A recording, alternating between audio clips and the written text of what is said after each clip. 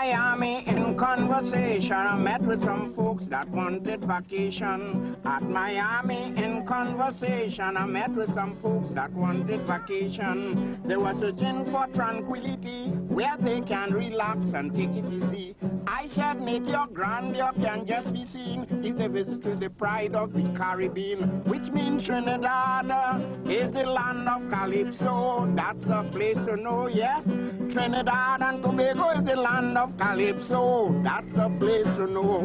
From the time you approach Port of Spain, a photographic dream you can always attain. Lovely valleys scattered all around, with mountains standing in the background. A cosmopolitan population with no racial discrimination. Certain taxis are waiting to take you to the wonders of Labrador Beach Lake, which means Trinidad.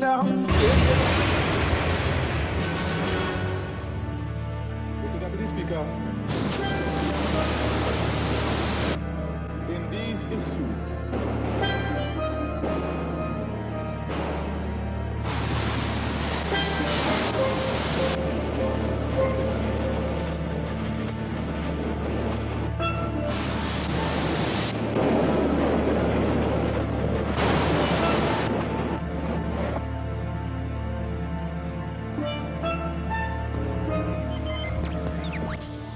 At 6 p.m. this afternoon, the government of Trinidad and Tobago was overthrown. The Prime Minister and members of the cabinet are under arrest. We are asking everybody to remain calm. The revolutionary forces are commanded to control the streets. There shall be no looting.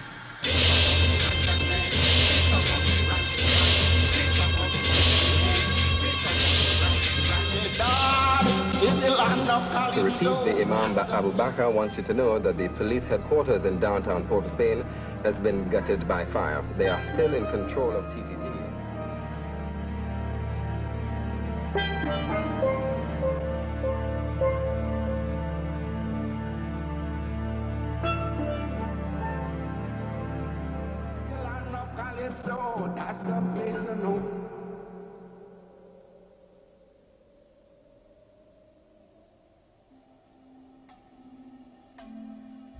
The Red House, Parliament, July 27th, 1991. The first anniversary of the attempted coup by the Jamaat al Muslimeen. In remembrance, candles and diyas are lit. But exactly what is being remembered? A triumph for democracy? The government erects an eternal flame. But will it merely dazzle people into thinking something has been done? Blind us from seeing why the coup happened?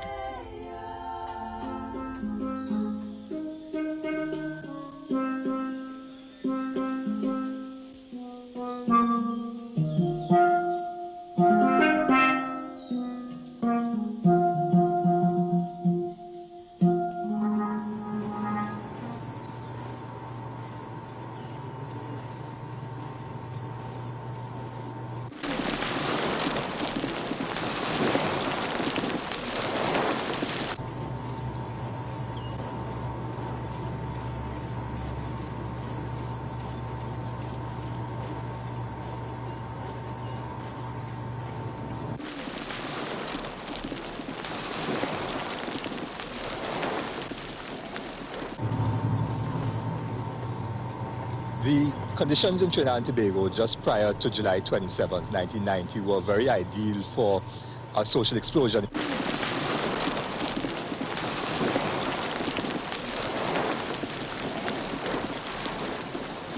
If you look at the Trinidad and Tobago in the late 1970s, of course, we had a huge oil boom with the increase in prices of oil, which is our primary export. And that price of oil fell drastically in the 1980s. That, coupled with the fall in actual oil production locally, caused our economy to go into a dramatic decline. Well, the people in Trinidad and Tobago had a lot of tension long before this coup occurred. The looting that took place and the anarchy and so on, that to a certain extent, was a manifestation of certain underlying frustration. We also had a very large fall in the real incomes of people. 25 to 30% of people's incomes were lost. So that there were conditions of poverty and so on. In addition, you had a political fallout with the change of government in 1986, people's hopes and aspirations were very, very high for something new to happen in the country. Instead, the ruling party split, and therefore people's hopes and aspirations were dashed. And on top of that, the IMF, World Bank, structural adjustment, economic problems aggravated the economic difficulties of the poor in particular.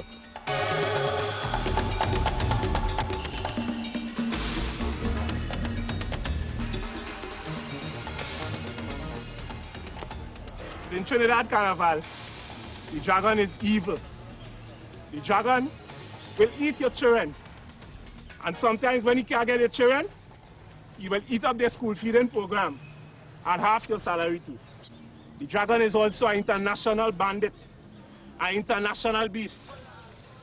He's IMF, he's World Bank, he's financial agencies, he's apartheid, he's South Africa.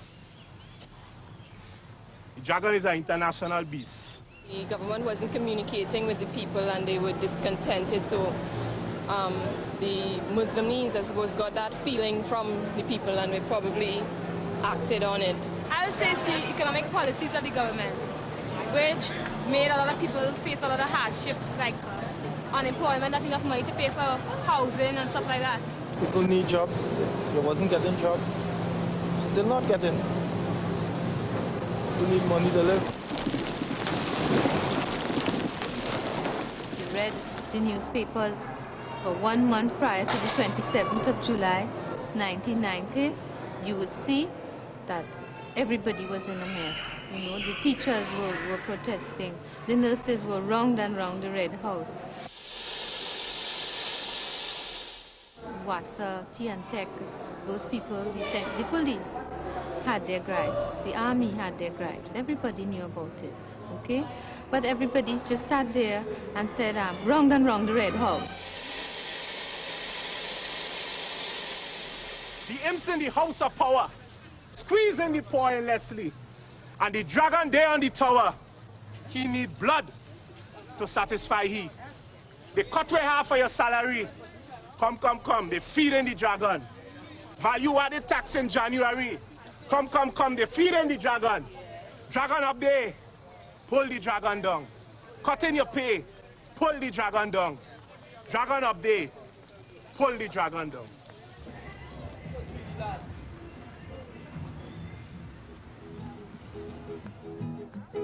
I'm not saying I'm sorry for Robbie. I'm not saying that he should be dead. But you in Begonia, take it easy. Meditate, brother, check your head.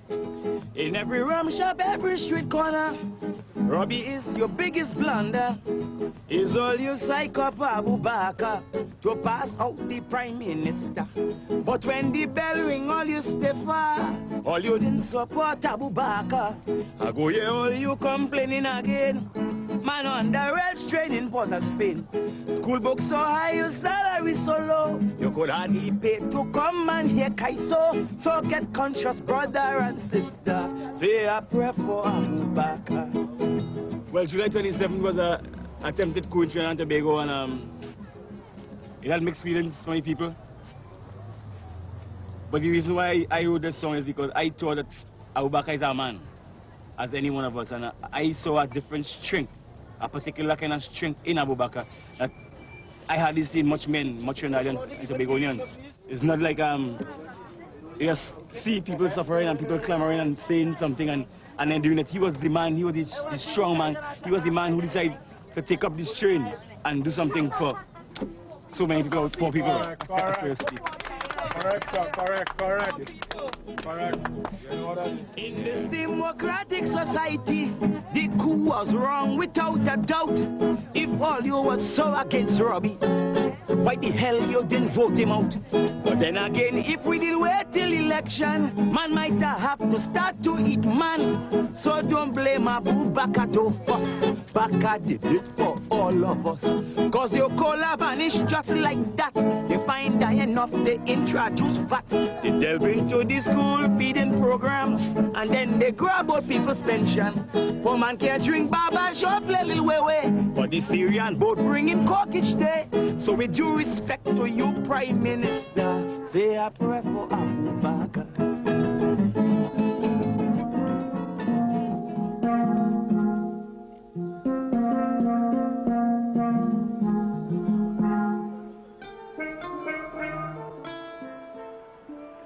Islam came to Trinidad and Tobago via two routes.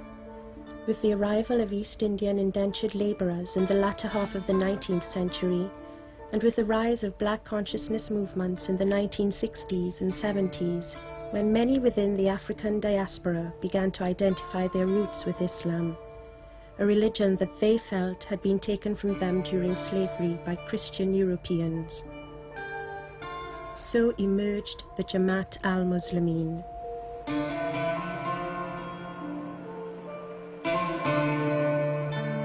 We live in a society that is very, very bankrupt.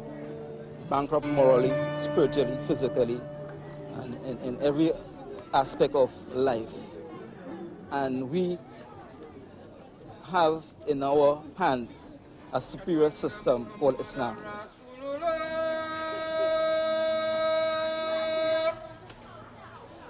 أشهد أن محمدًا رسول الله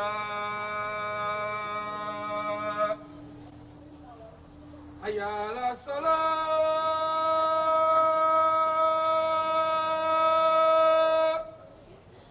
حي على الصلاة. Who makes the decision in the universe? Isn't it not your creator? Where is the Prime Minister tonight to address the nation? Where is he? God has removed him.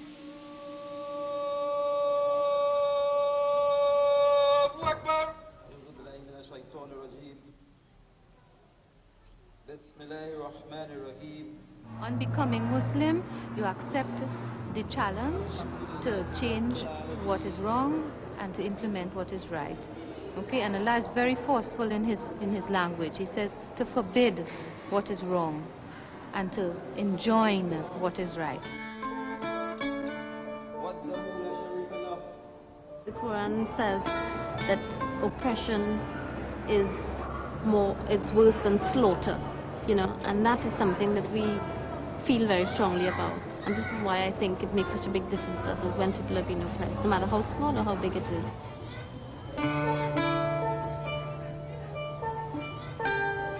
The Jamaat has always spoken out against the ills of the society. We have always had a program for the feeding of the poor. We've always tried to establish a proper school. We have our clinic. Whereas if you look at the other mosques or the other communities in Trinidad, you don't see that.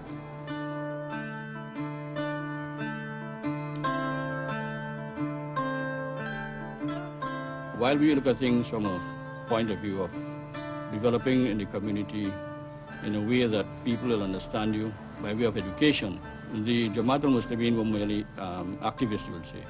They have been more active in the field. For us to effect change in the country, or in the community for that matter, we would tend to look at the democratic processes all the time. And we do not believe in violent overthrow and things like that because it is against the run of Islam to be involved in things like this, particularly when it's a system where you can change the whole system, so to speak, you know. And we feel that change must come from the democratic processes. And this is why all along we have been supporting, we have been involved in politics. Many of our members have held high positions in the country. As a matter of fact, right now the head of the country is a Muslim, the president is a Muslim. If the Jamaat hadn't done something, well, somebody else probably would have done something about that. And we always seem to have the bad name, but so what? Nevertheless, we feel that it was something that had to be done.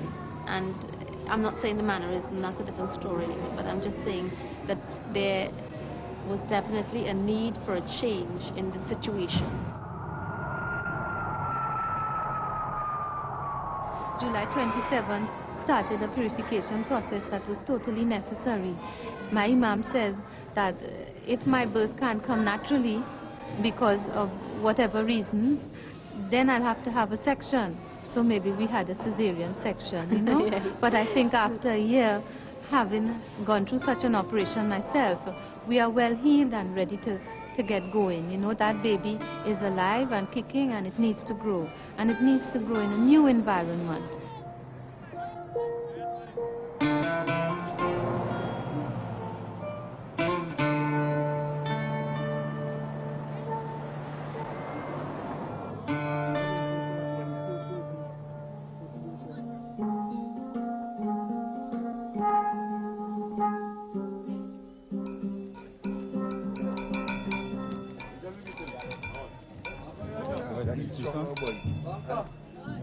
HOSEIN, the Shia Muslim festival that marks the Battle of Karbala and the martyrdom of the brothers Hussein and Hassan, grandsons of the Prophet Muhammad. Those who beat the tassa are no longer solely the descendants of Muhammad, but the descendants from a variety of religious traditions. Those who build the tazia may also build costumes for carnival. HOSEIN, a festival of a hybridized, creolized culture, Trinbagonian culture.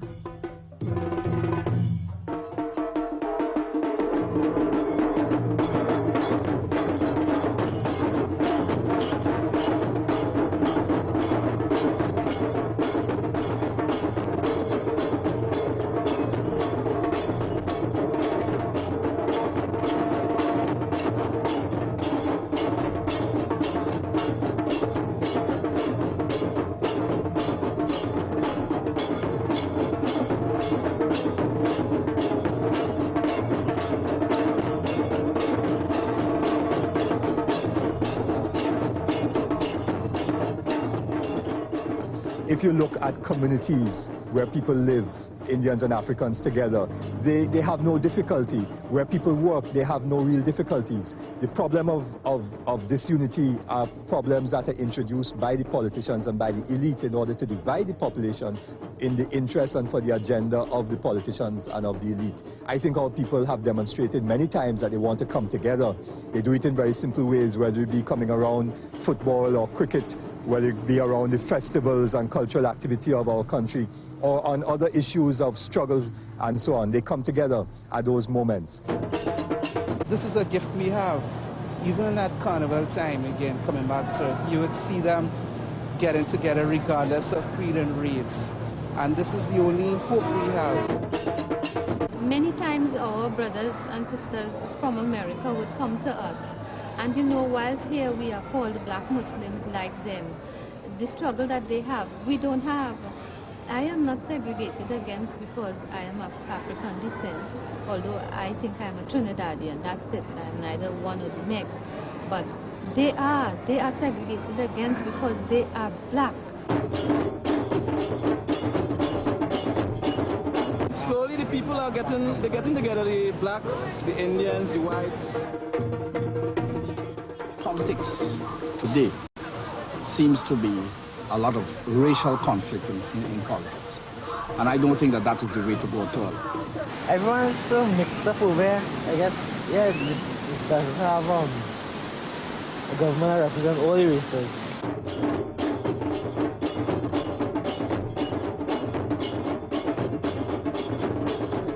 Obviously, there must be some sort of kind of racial tension along the lines. But basically, most people are very integrated. And I don't think generally the people are bigger than that.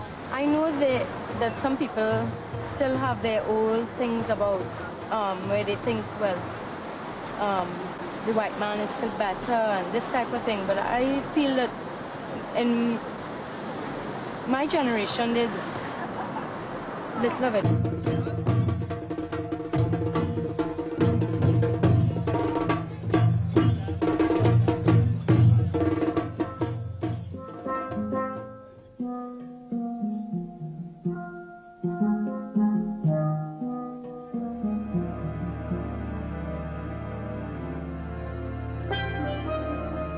The way to deal with a social crisis, in our view, is not for a few people to try to take charge and to do it on behalf of people. Our experience has been that the way that historically our people have responded to conditions of social crisis is by disciplined mass action, demonstrations, industrial action and protests, where people themselves are involved in deciding what way they want to intervene to deal with the crisis, and that they not only decide what way they want to intervene, but they also are part of the intervention. So it is not, in a sense, an elitist intervention by a few acting on behalf of the people, but rather people acting themselves in their own conscious way to resolve the crisis. The way how they attempted to change the situation was not the way that people of Trinidad and Tobago would have liked it to be done.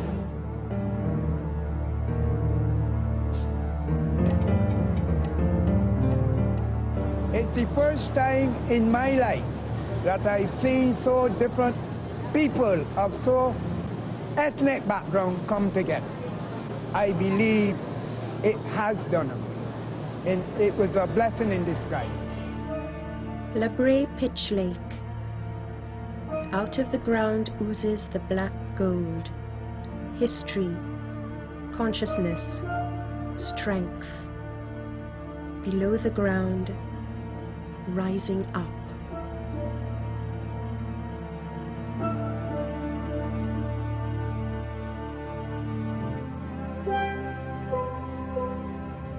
Above the ground, the forest. The search for identity, identities. The journey, the bridge to the present.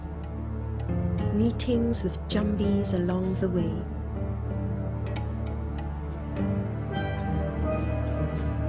Below the ground, above the ground.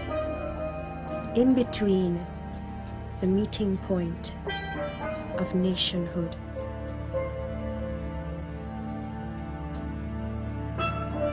You don't want nothing like what happened last year to happen again. Positively, I don't think the people need that. So that's about it.